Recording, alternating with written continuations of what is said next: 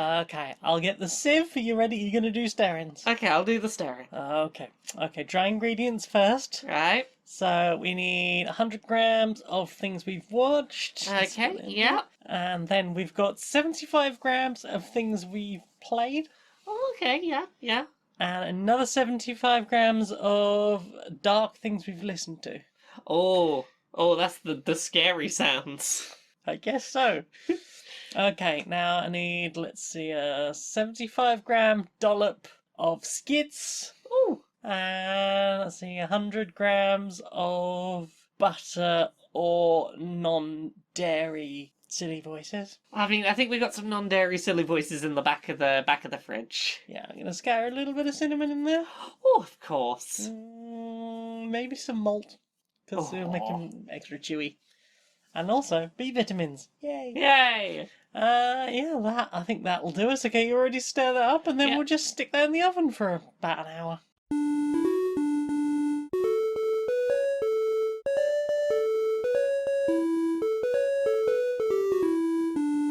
Greetings, strangers, queer and pleasant. I'm not Laura Kate Dale. And I'm not Jane Eris Magnet, and welcome to another episode of Queer and Pleasant Strangers. It's a podcast. We're two queer trans ladies. We tell you about things we have experienced in the week that are pieces of media. How are you doing on this day? Also, I was very disappointed that I didn't get any side effects from a second COVID jab. You didn't have an excuse to take a day off. I did it on a Sunday as well, so it was like, if it happens, not wasting my weekend this time. I mean, Nothing, not a look, there's thing. a little bit of me that would have been tempted to be like, look, what if I just tell work I had side effects? Oh no, the side effects. Oh no, the side effects. Oh no, the side effects. It's not like you're going in or anything for them to see how you're doing. Guilty as charged. Anyway, we played some things this We week. have played some things. Tell me about a thing that you've played this week. I played a video game this week. Just the one. Just the one, really. I've been playing Scarlet Nexus. Ooh, that's the red one. That's the red one. This is the very, very nice looking cel shading anime fighty 3D fighty game. It is Problematic. Question. I mean, the only thing that I sort of picked up on from watching you play it was you're the son of a politician and you're a cop.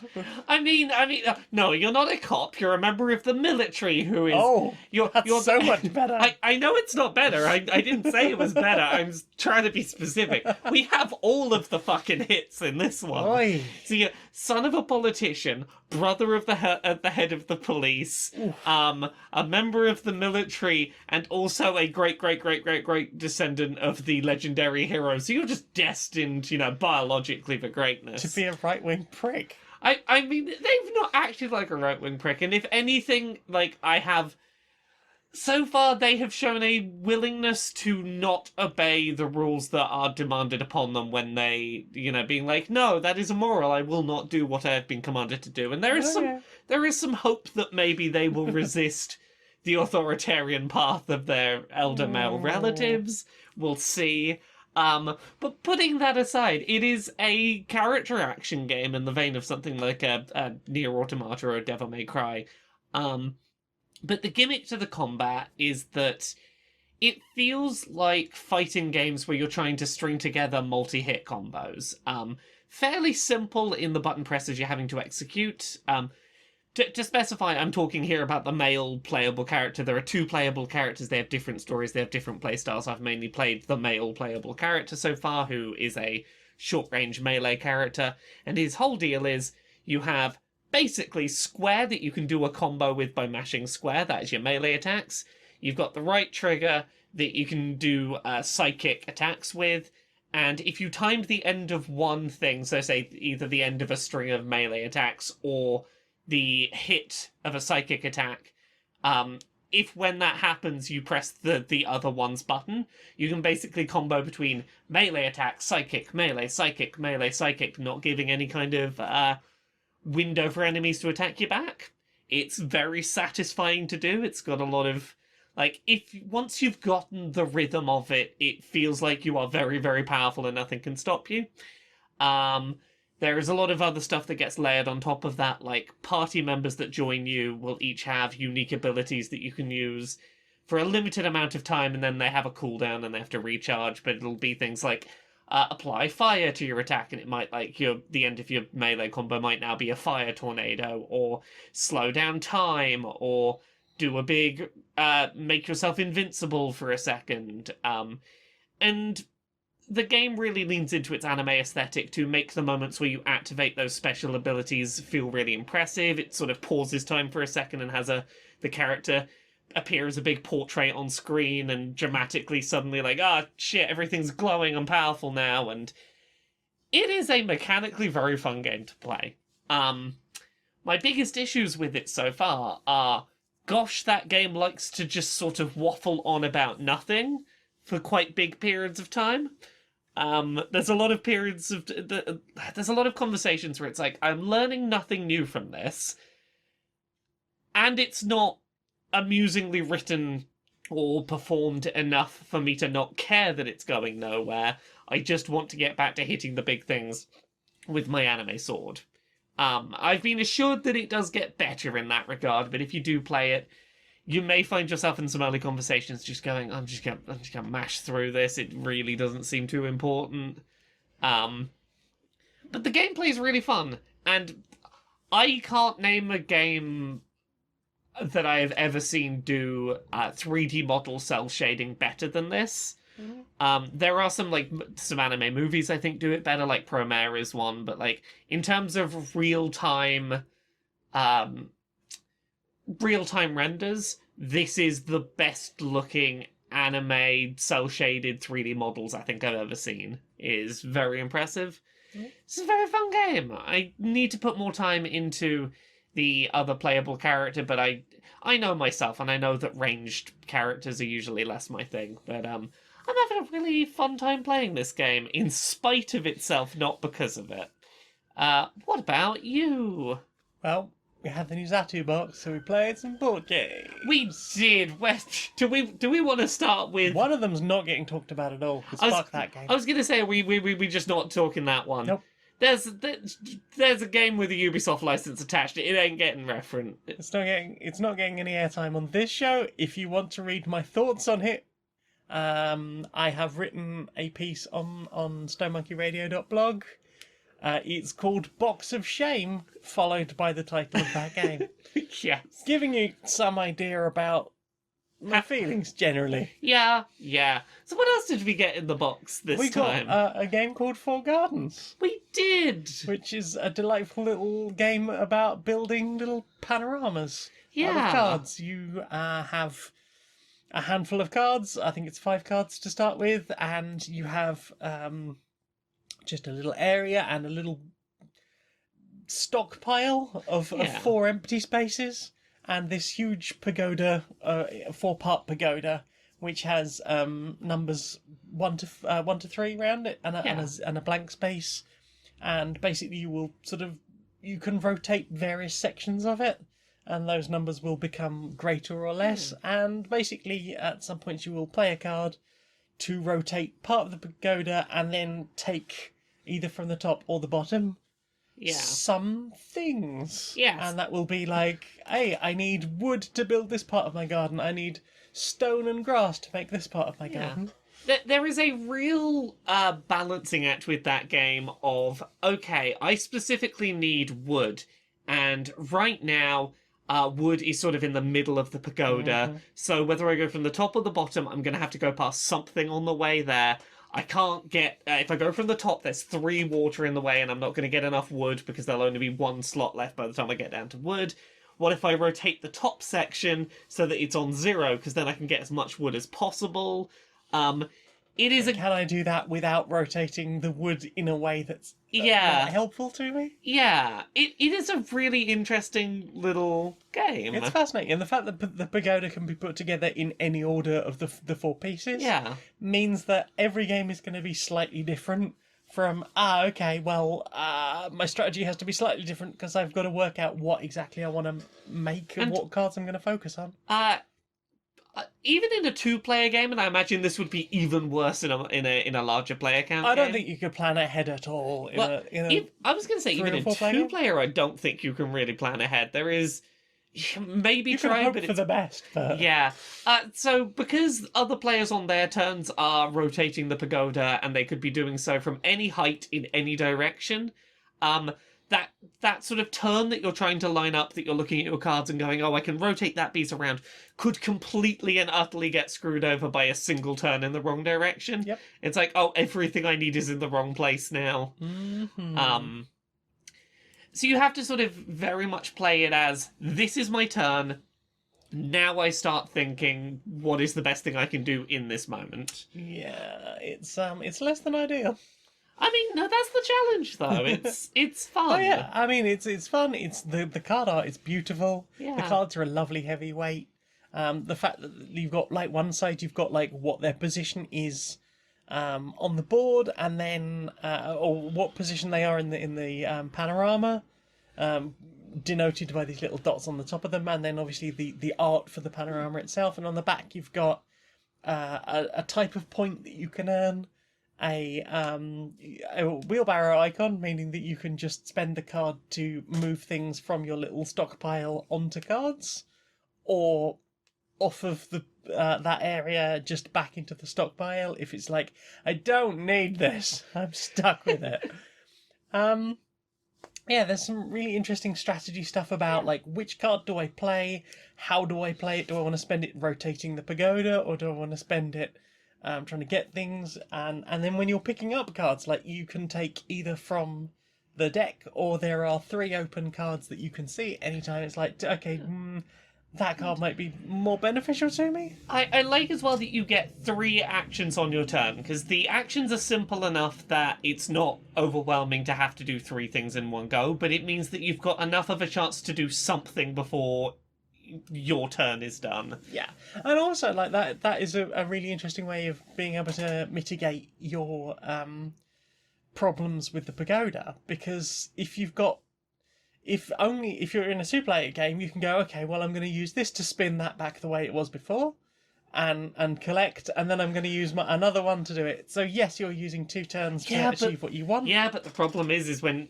you do that, all 4 of your spaces are used up already, and you've got to hope that you've got a wheelbarrow in the middle and enough places to put those objects to clear those space out so you can rotate it back to the way you wanted to rotate it. I mean, you'll always have the wheelbarrow, because that's on every single card. Yeah, so... but I mean, that's going to take up one of your actions. Exactly. I mean, it is going to take longer to do the things, but it certainly is possible. Yeah, I find the scoring system interesting as well, even though I forgot to do half of the scoring system.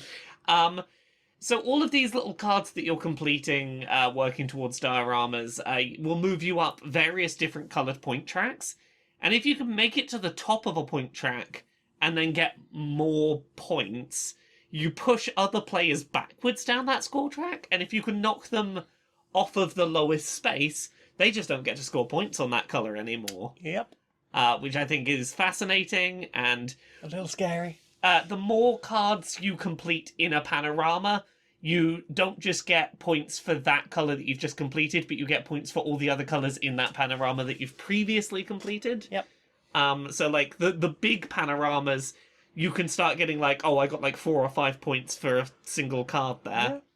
I forgot to do that, but that's an interesting mechanic. Yeah, so eventually we called the game as, like, just a trial, unscored trial. Yeah, I was like, why am my points so low? Oh. Yeah, I was on my last turn. I was like, I'm not scoring this. It's not fair or fun. You were very clearly going to win. I mean, only because you hadn't taken 90% of your points. But yeah, that's 4 Guns. It's a charming little game that was a lot of fun. Yeah. What about you? Have you played anything else? The only things I've played are the boardy type games. Did we play any other boardy type games? Oh, we played Gua versus Time. We did play Gua versus Time. Yeah. So this is a point scoring deck building card game. Yeah. So think like Clank, or I think like Clank's probably the one that's mostly... I think Dominion's point-based. I haven't played it in a really long time. It is. It reminded me most of, like, Star Realms. Yeah, it had some Star Realms vibes to it.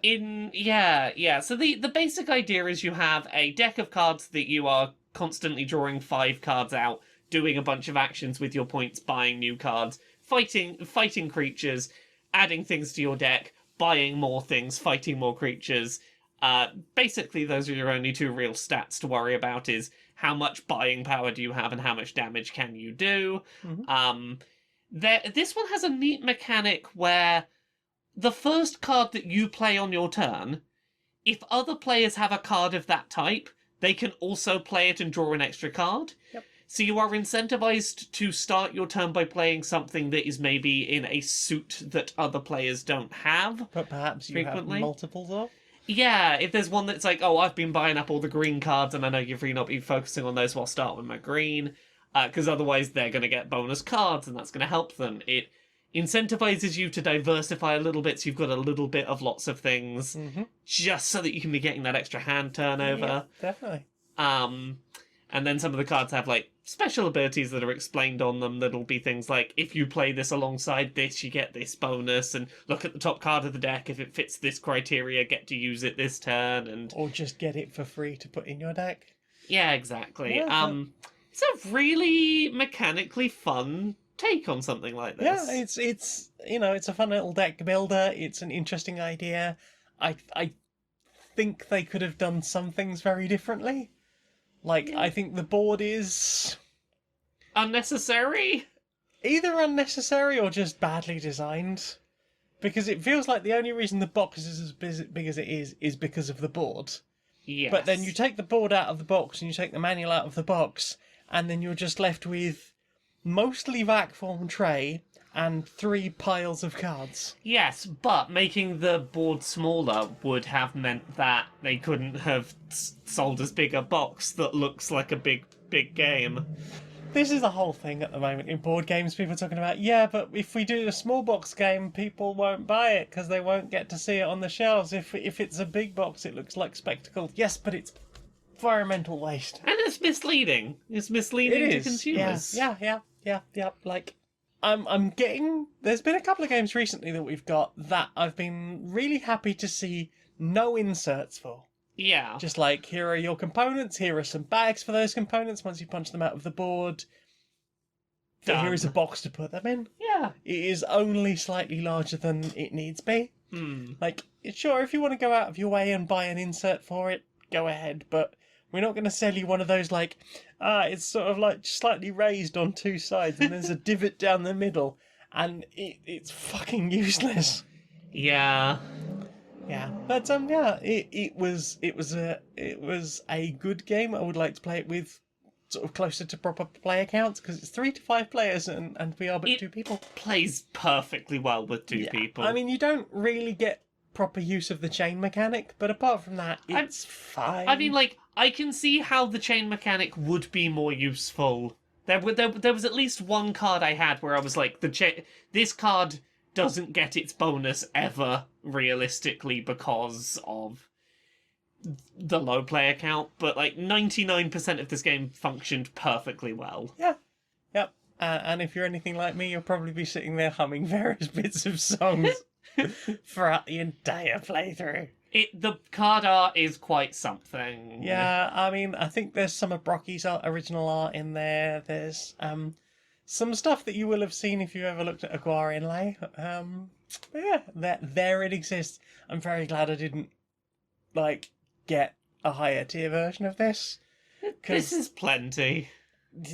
There's people that are still, like, some people got this delivered to them, like, middle of last year. Yeah. There are people still now going, oh, I haven't had my martini glasses or my shot glasses or some art print or something or other. Or a signed thing. Apparently there were player boards. I don't know why you'd need a player board. Who knows? Anyway. What about you? What have you played this week? I mean, that was it, really. Yeah. It was the boarded games. You had one more thing on the list, yeah. I played some more Torchlight 3. Yeah. It's still Torchlight 3. I'm not even sure why I'm playing it, apart from it's something I can do while I'm dilating. I mean, that's fair. Yeah. I suppose if there's nothing else to say about that one, then I guess it's time for this. Well then. Time for this. Right. Let's see who we've got here in the room. You've got a question, have you? Yes, Prime Minister, it doesn't appear you've done nearly enough to help with COVID. I absolutely reject the assertions you're making there regarding my action on COVID. I have 100% been behind COVID all the way. I've refused to close borders and stop people going on holiday. I've presided over some of the deadliest variants in the world, the most unvaccinatable in the world. We've made sure that people can't get the vaccine. We've made sure that there is confusion about the vaccine, and that there is we're lifting lockdowns whenever we can. I'm sorry. I'm sorry to have to ask this. I do have a microscope with me. Would you submit to a microscope test to find out if you are just a sentient germ in a suit? I mean that's probably a question for Matt Hancock. As the probably for no, he was bloody useless, wasn't he? We got rid of him. Whoever's in charge, Rishi, is it Rishi? I think it's Rishi now these days. I've bit behind the times. I was watching the football go on England. What? Anyway, after victory, I must get back to my petri dish. Oh, I see you over by the door. Are you heading out? It's been a while, I know, but there you go. The door's open. Oh no! Is it been a while? Is it scary out there? Oh, I'm sorry. Okay. Well, we'll just stay by the open door for a second, and you can get used to it. Yeah. See, it's not so scary, right? And then what about this? There's some treats just outside. There's a pack of donuts just there. I mean, yeah, see, they're outside. Outside's not so bad. There's donuts out here. Yeah. Grab donut. Okay. Well, maybe we put the other ones just over here, and we close the door behind you as you go out. Okay. Hey,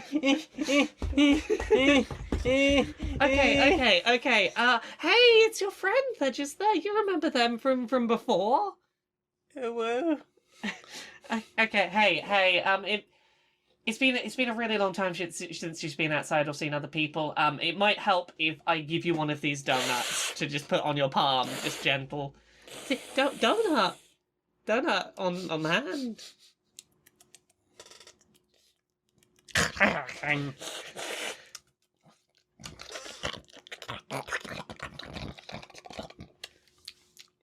Thank you for the donut. See, outside's okay. No, outside.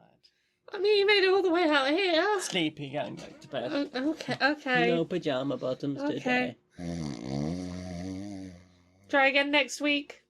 See you then. So, what have you put in your eye meats? What have I put in my eye meats? Wrestling. I put wrestling in my eyes. It was the PolyAm Polycult Party. Yeah, the PolyAm Cult Party 4 Yeah. at the weekend. It's more sort of East Coast American indie wrestling. I'm starting to know who and what, and the who's and the whats. The who's and the whats. I did a pre-show for this one again. You did? I had a really fun time watching this. It was a very well-paced 3 hours of wrestling. It really was.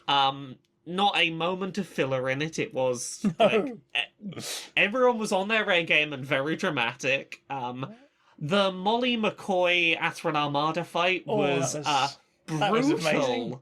I have never seen a pair of people take as many slams into what they called thumbtacks. As many slams into thumbtacks as they did, and still seem to be fine. I mean, like, I was never super into wrestling as a younger person, but, like, I owned the Hell in the Cell match on VHS Yes. of Mankind versus The Undertaker, and I'm pretty sure there's some decent chunks of thumbtacks in that. Yeah, there was some good hockey stick use. The whole fight was just like, I have a lot of Skateboard. respect for both of those people's Oh, yeah. ability to persevere. Oh, heck yeah. I very much enjoyed the trio who sort of broke in at the start and did their sort of unscheduled fight. That was fun. The body slamming of the audience members into the Yes. pile of bodies was amazing.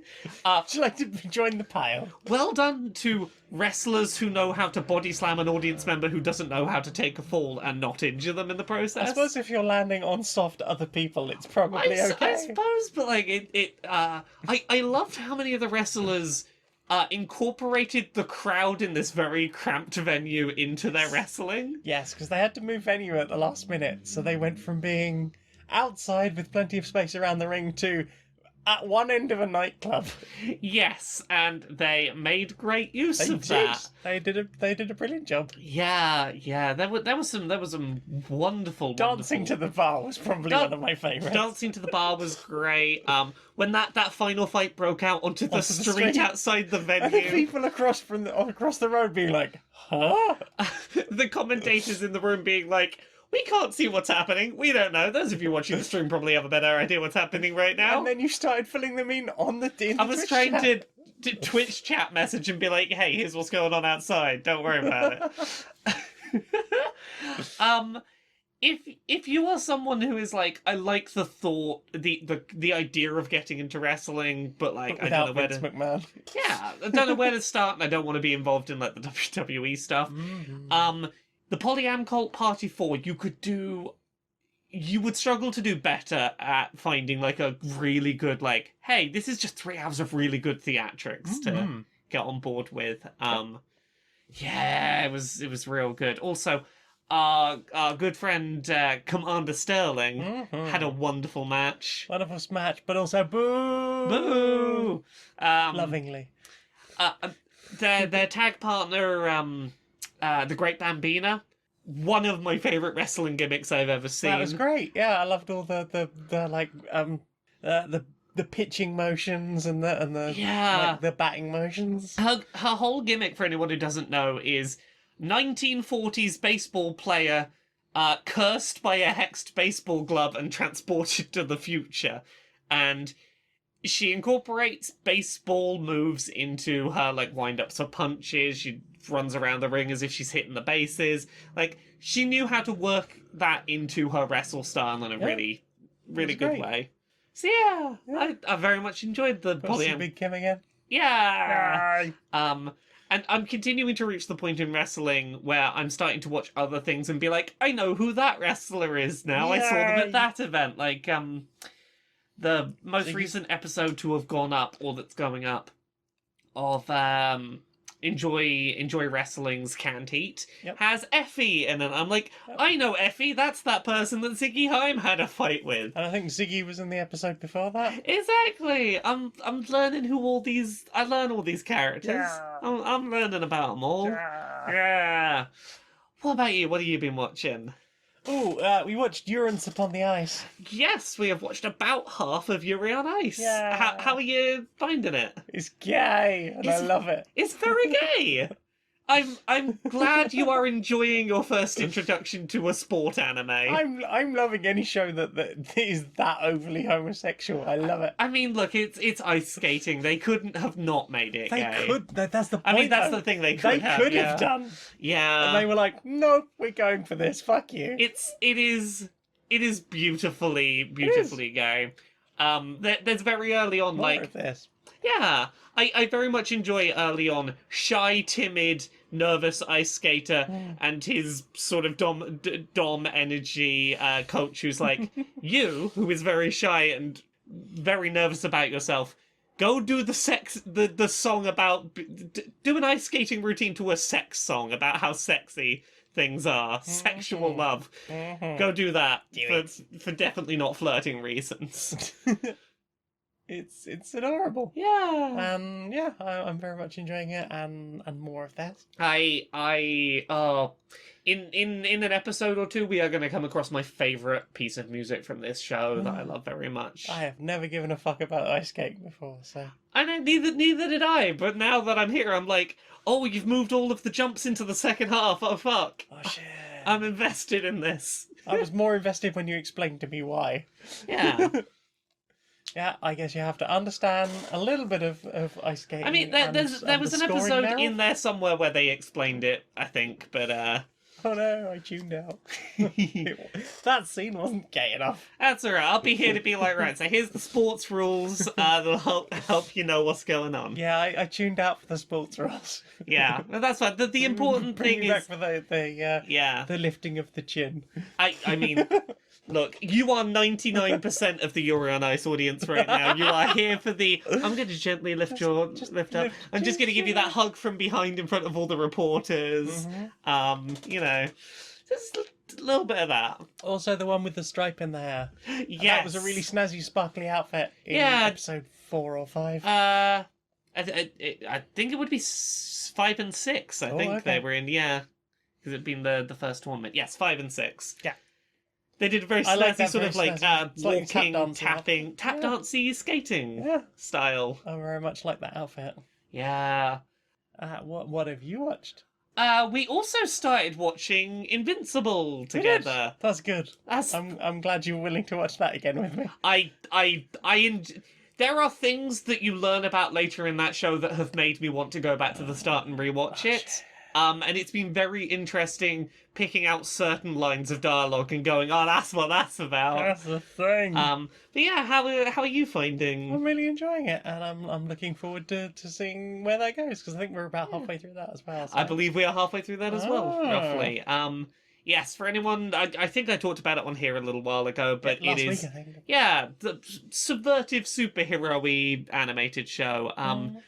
Really nicely animated, really good choices of like outfit designs. Their knockoffs of known superheroes are just knockoff enough that I love them. I keep giving them like I keep identifying them mainly by their outfit. Yeah. Just like, oh, it's this thing-ish. Yeah, it's like that sort of Gambit-ish, but not cards. Oh, that's it. I called them Gambish, didn't I? Gambish, yes. My favourite is still the Aquaman knockoff who's a fish. Why not? Most aquatic man.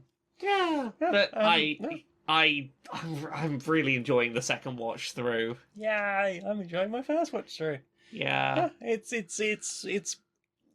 there's something about the animation and indeed some of the character design that's reminding me of whatever the Superman cartoon was. Was that New Adventures? Yes, or yes, something like that? yeah.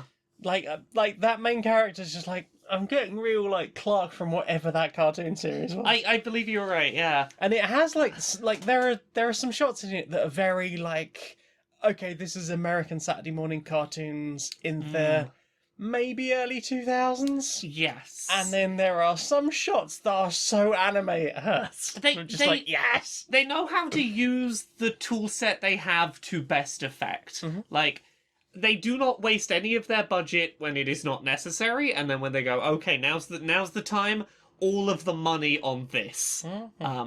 They make good use of 3D environments where it feels appropriate. Intense levels of detail occasionally to make a point. Yeah, Invincible's really good. Yeah, it's really good. More animated adaptations of non-DC and Marvel comics, please. Oh God, yes, please. Yeah. But also Squirrel Girl. Also Squirrel Girl. Do that. What about you? Have you watched anything else? I'm having a look, seeing if I watched anything else. I don't think I did. I think that's it for me. What about you? Have you watched anything else? Let's see. We watched The Rattles. I've watched some other stuff about music making stuff. I've been watching a lot of videos by someone called Yalcin Efe on YouTube.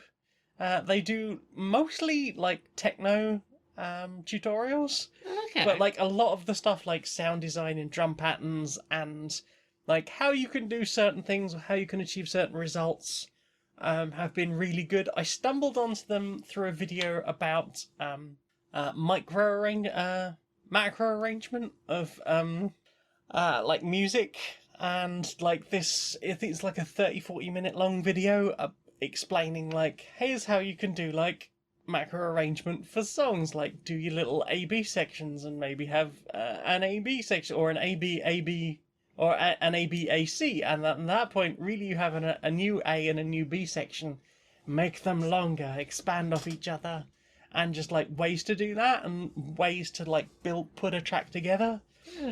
Suggestions of like, okay, if you just make 2 really good loops and one is going to be your chorus and one is going to be your verse, you can pick those apart and do subtractive arrangement and just go, okay, well, I want this whole section, it's going to be a loop of this, but we're going to take out most of these things on all of these bits, so it sounds like we're just introducing from individual elements, making up to a point, where to insert silences, advice on using reference tracks. It's a really good 40-odd minute video. And then like a month later he did the most recent one was micro arrangement, and it's like how to do little tiny things within your mix, like just adding just a little bit of automation in some stuff, just to make some little variances and make how to make things more interesting in that way.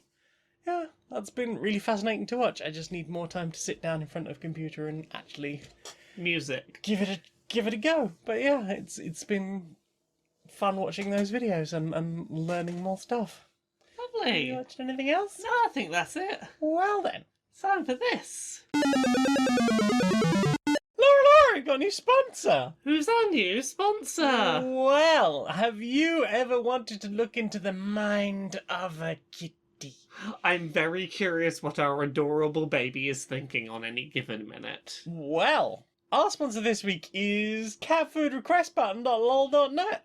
Oh, tell me about catfoodrequestbutton.lol.net. Well, have you ever thought that the what if cat is hungry and I do not know? I would be remiss cat parent if I did not know. How would I ever know? How would I ever know? Kitty can't tell me. Kitty does not have the words.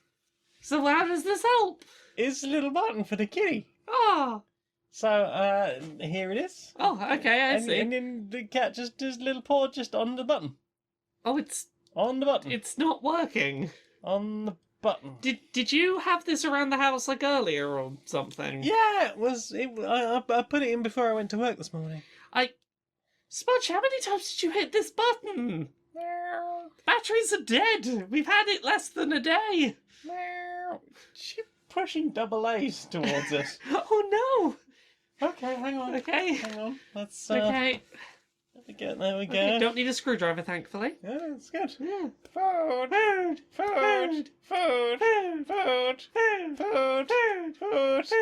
Are you hungry, Smash? I literally just We fed you like 10 minutes ago. Food. Oh no, we mysteriously lost the button. Oh no. Don't...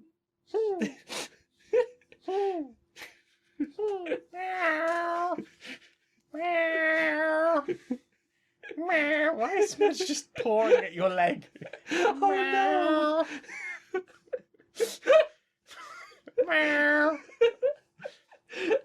That's catfoodrequestbutton.lol.let.meow, and let your kitty know when they're hungry. Meow.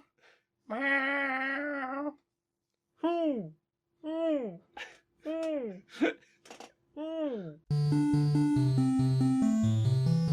Inside the boardroom of Electronic Actor Softworks. Hi. So, new stuff we can be making. We need to work out what we're developing next. Same as last year? Well, see, here's the problem. A lot of the stuff we've been doing year after year, people have, gotten bored of it.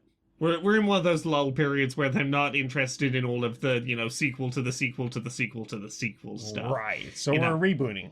Well, that's the problem. We've rebooted all the things already. Oh. So I've been struggling a little bit to work out like what we have that is going to sell and is like a guaranteed, like, people are already invested in it, so we know it's going to sell.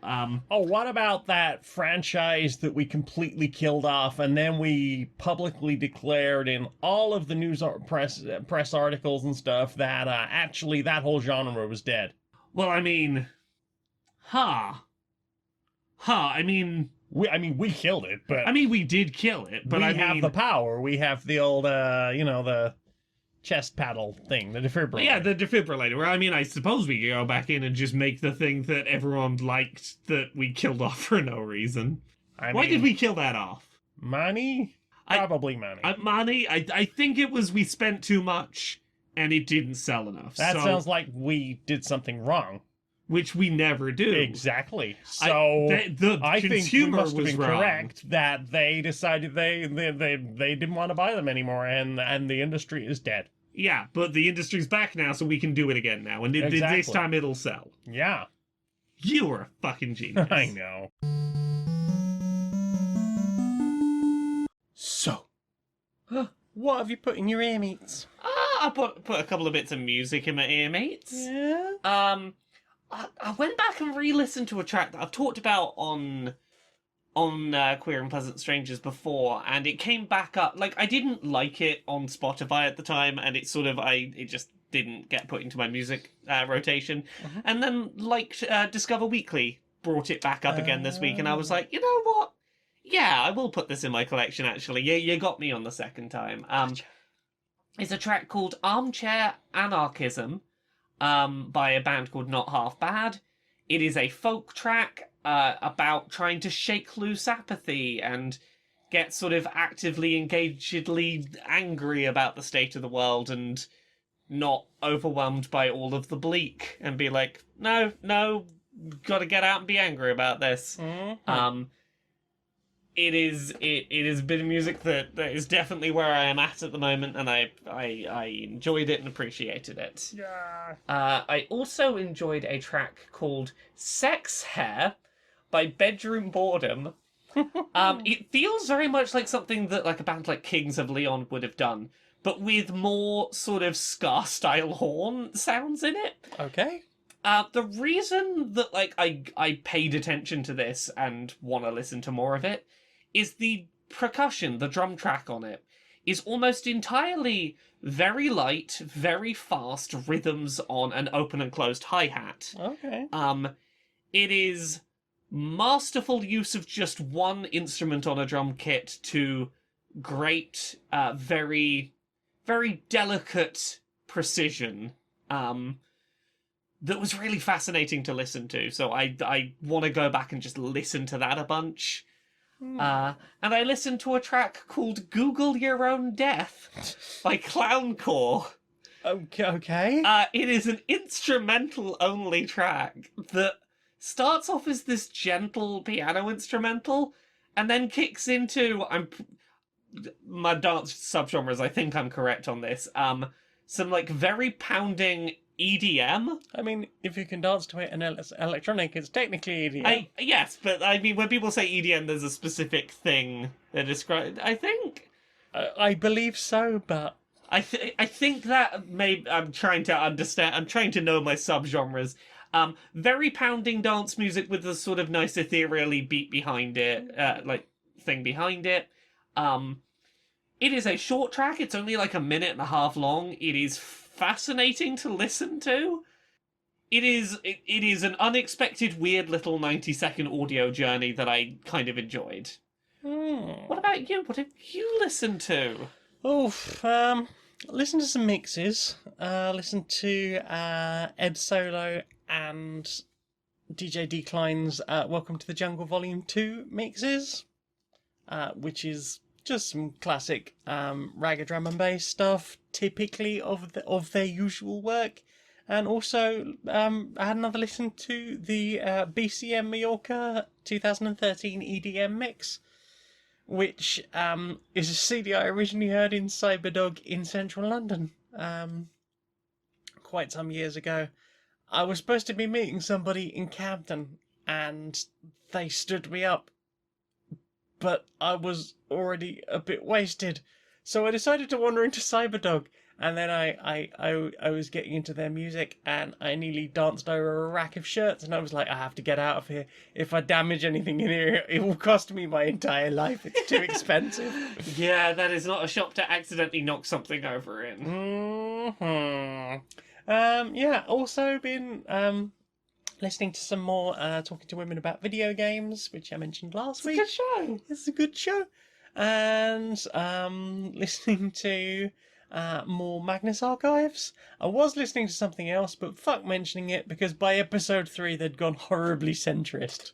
Oh no. There was a line where they said most people don't give a fuck, you know. There's people on like the hard right, like the Tory side, and they're all like, you know, they want to clamp down on this and that and the other and deny this, that and the other. And on the other side you've got people arguing that there should be more transsexual squirrels on daytime television. Oh, sorry, that there aren't enough transsexual squirrels on daytime television. I was like, oh, you're lumping everybody in... And apparently that's 2% on the right and 2% on the left, and everybody else doesn't give a fuck. Oh, okay, so the number of fascists there are is equal to the number of people who want more trans squirrels on telly. Yep. Okay, sure. Yep. So that led me to some bleakness. Anyway, I didn't listen to that, and I'm not giving it a shout out. Fuck it. That's fair.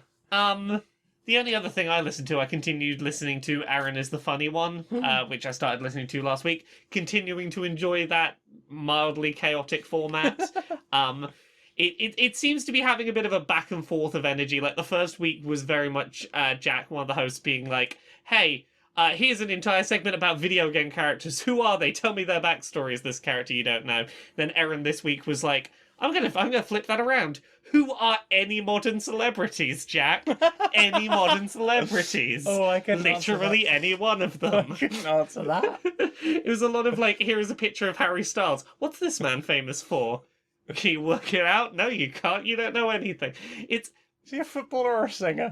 Singer. He was one of One Direction. Oh, I believe. I think. But. It's very fun watching what is clearly a format born out of, like, playful antagonism. Making fun of each other, but in a way where it's very clear that they're just like, there is no malice here. They just, they are having fun with each other. I've been enjoying their repeated segment of made-up horoscopes have been fun. I like making up horoscopes. I know, we need to do more of those.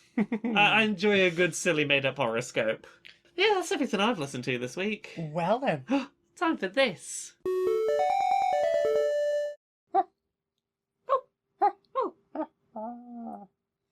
How's the evolution going? Oh, you know, can't complain. Yeah, oh, you. Learning tools? Yeah. Same. Tools, yeah. Same. Been, you know, learning to do some things. There's a sharp thing on the floor. I worked out how to take that apart. Human's very stupid, could walk into that. Yeah, wouldn't want them getting hurt. Shouldn't want them to get hurt. Shouldn't want them to get hurt. Working on those tools, though. Yeah, working on those tools, though. Learned how to put stone on the end of it. Yeah. You're not just sharp wood, it's the stone on the end. Made a spear. Yeah. Calling it that. I don't know if that's what it's called, but that's what I'm calling it. Yeah, I can get behind that, yeah. Yeah.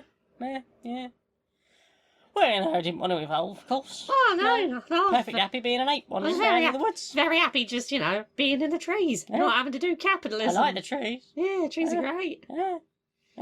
Now I've got to shape stone. I know. Find a straight stick. Yeah. Got to fish things out of the water. Get the fish with the stick. Yeah, got to do cause that. And effect. I have to understand cause and effect now. Yeah. Language. Getting on towards language. Yeah. Yeah. Didn't want to, of course. No, I didn't want to. Humanity keeps ruining the planet, so got to evolve. Have a word. Till we sort it out. I mean, you know, if they don't listen when we have a word, we do have the sticks now. We do have the sticks now. The pointy sticks. Yeah. That's just let them walk into some of those traps. I'll be honest. Yeah. Oh. Thank you for coming to our press conference. We are delighted to announce the new Pro version of our console. And of course, we'll be looking forward to seeing upgraded 8K graphics on the... And of course, we'll be looking forward to seeing the same quality 720p graphics that we've been doing for the last 8 years on a much higher quality screen. On a slightly higher quality screen. Also, it's gonna be a different color. Yeah, it's gonna be available in one other color. Only one color. We couldn't, nothing. It's all good. Also, our console, we've managed to increase the size of the controllers that you said were too... It's compatible with the old controllers that you know and love. And, let's see, it's, the little kickstand at the back. It's a little bit wider now, and it has got several positions that it'll it's got a couple of positions that it'll sit in, and you can plug the internet straight into the little back bit. Yeah, that's in there too. Yeah. So that'll be another $300, everyone. That'll be another $500, everyone. Thank you for coming to our press conference. No further questions. Do you know what I want to see more of? What do you want to see more of? Social Justice Warriors. Social Justice Warriors? Yeah. All right, Harry. All right, Barry. How you doing? Not too bad, bit of sore arm, I'll be honest, Yeah, is that the second jab? Second jab. Full of science juice like you wouldn't believe. That's what, 2 weeks now it's going to be? Yeah, thereabouts. I mean, by the time I start thinking about this a bit more, it'll probably only be 1 week. Yeah, exactly. Yeah. Oh, so I've been having a think as I do. I've been looking at vaccination statistics around the rest of the world outside of the US and the UK. Yeah, not good, are they? Not good. Like we talked about this before, that the US is hoarding patents and not allowing other countries to. And then you got people like Gates who were just going, oh, well, you don't want to give that away for nothing, do you? Exactly.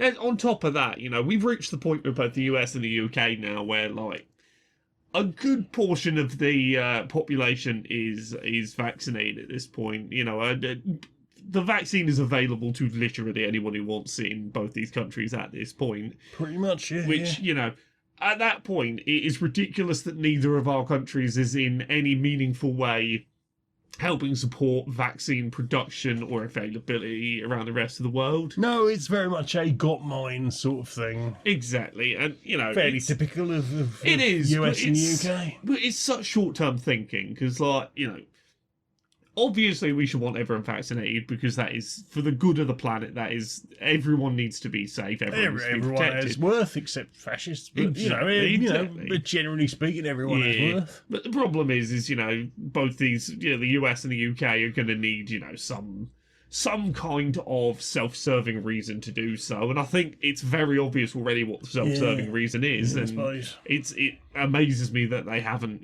started thinking about it. Is the more you leave the rest of the world, essentially unvaccinated, the more you are going to see variants pop up. The higher the odds of a variant popping up that is more effectively resistant to vaccination, and the more chance you have of basically putting everyone back to square one.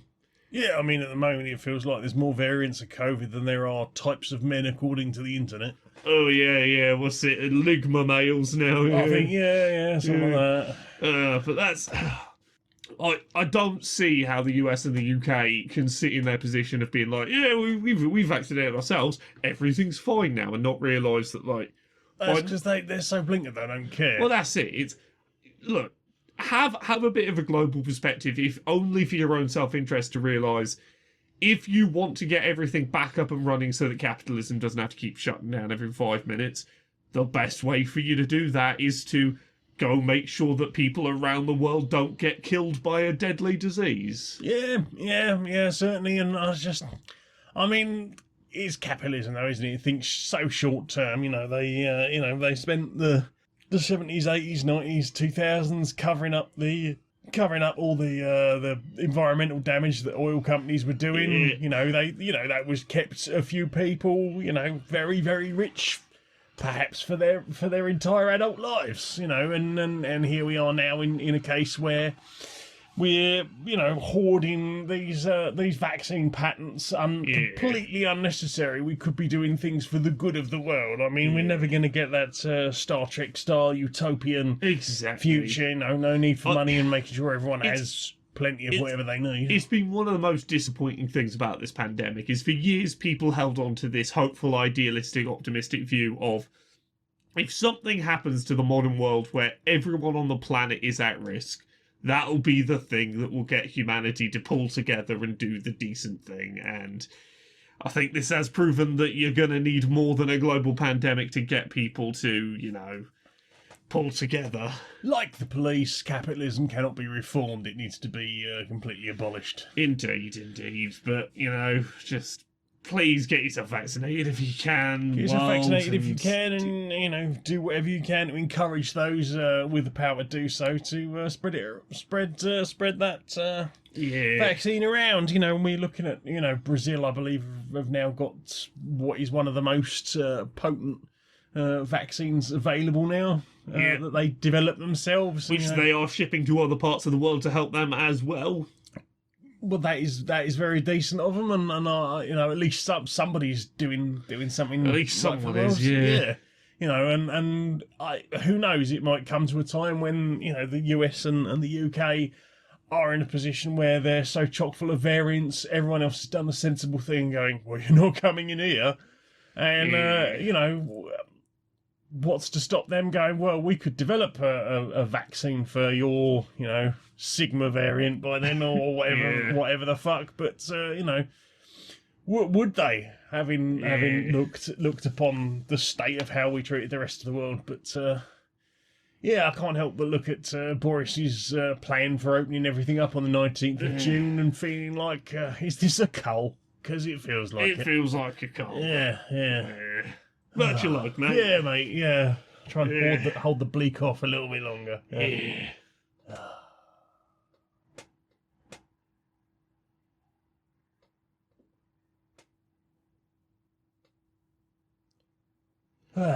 Good on, mate. Good on. Hopefully, next one or the one after that, we'll be in that sort of the reality territory. Although, at the same time, probably want to make sure we both get tested before we actually do see each other in person. I know, but gosh, I've been hearing some stories about people getting reinfected even after the double jabs.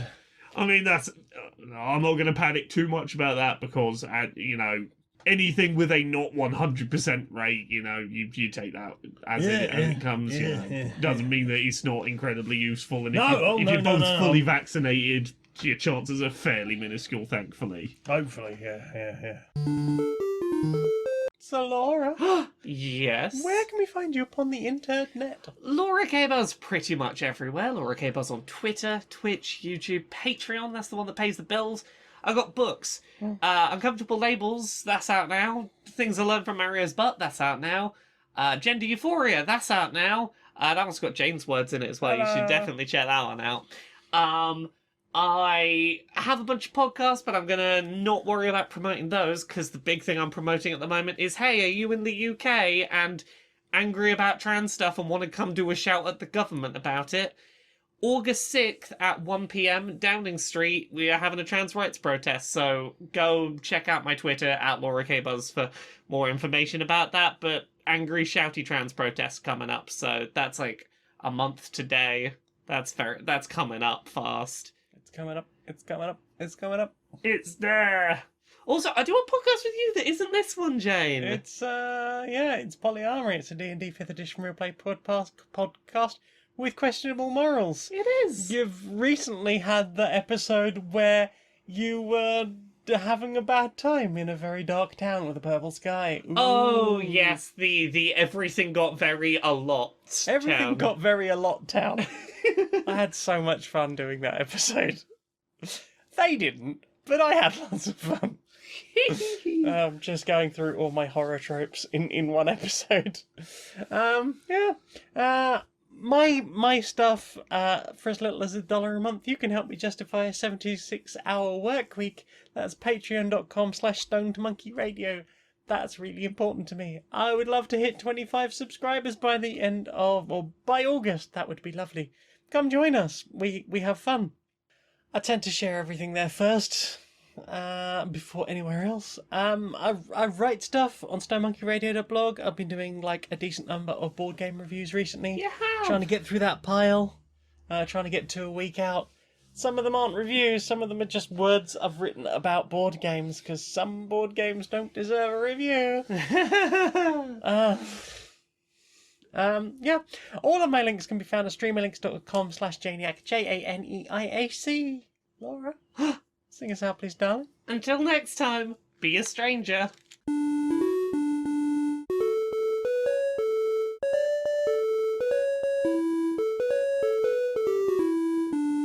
Fuck Ubisoft, they ain't getting reviews. Fuck Ubisoft.